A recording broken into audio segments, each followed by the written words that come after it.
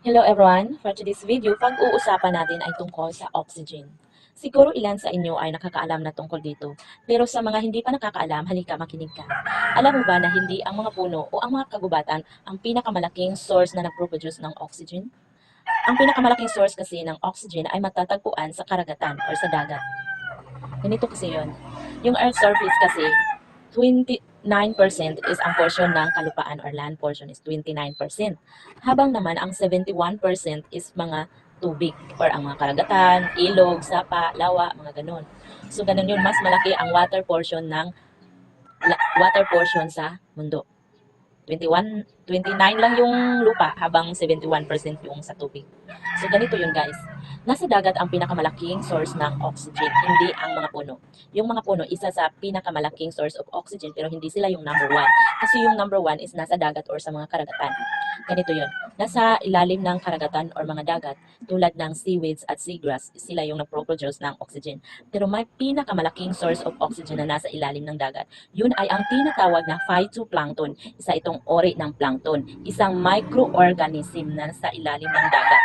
Hindi ito nakikita basta-basta ng ating mga mata. Makikita lang ito kapag tinitignan sa pamamagitan ng microscope. Ito ay isang ori ng plankton, isang microorganism. Ang pangalan ay phytoplankton. So kaya guys, wag lang natin yung puno o mga kagubatan ang ating ingatan sa kalikasan, pati na rin ang karagatan dahil sila yung pinakamalaking source of oxygen.